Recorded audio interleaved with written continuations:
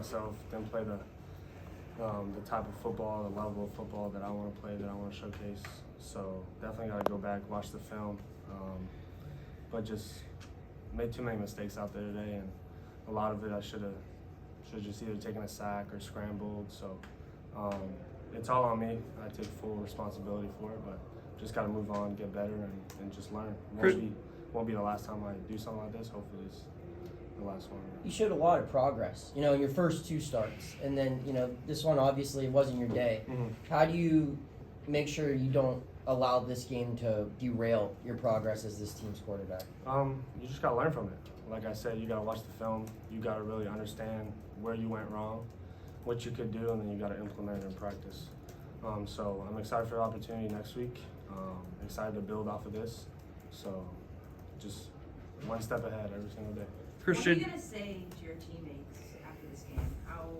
What are you going to say to inspire them and have them again trust you to be their quarterback after the game you've had today? Yeah, I mean, like all the guys on the sideline, they had my back. Obviously, I felt terrible. I felt like it was on me today that our offense wasn't producing. But I know the guys have my back. I know that we're all focused on next week, and there's no quit in this team. So super excited to attack next week with these guys, and I wouldn't trade this roster with any other roster in the country. Thank you. Christian, you guys had a few third down chances early that weren't converted. I think it was 3 drives in a row where you guys eventually had to punt it away. Were those just simple lack of execution? Was the play not there that you thought would be there? Can you kind of walk through that little stretch right there? I mean, I can't remember exactly what we ran, what we called. I'd have to look at the film and see if we executed or not, what type of defense they played. But at the end of the day, we just have to make plays, especially when you're at Notre Dame playing a great team like them. You just got to make plays, and I felt like I was just not putting the ball where it needed to be today. So.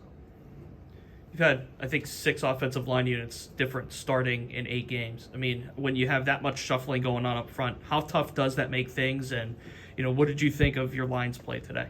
Well, it's not easy for any team to, go through what we've gone through up front. But I think, that room is so resilient. They're so confident in each other, and the love they have for each other is just, it's astonishing. So to see guys get their opportunities, and, there's no fear in that group. They just know that, hey, we're down a couple guys, but guys have to step up. And it's definitely the right mentality in that room. Christian, Gavin has been a big producer when he gets the football, but it seems like he just hasn't been getting it a lot. What goes behind that? Is the look just not there, or the play calls focusing more on getting the receivers ball in space? Is it a combination of those two things? What's leading to him just kind of not being involved in the last couple of weeks? Yeah, I think it's all about depending on the scheme, the progression, and then the coverage. There's a lot of factors that go into who's getting the ball. Yeah. Obviously today we're trying to get the ball in the playmakers' hands, like our skill guys like Bub, Tay, Kenny, Dede.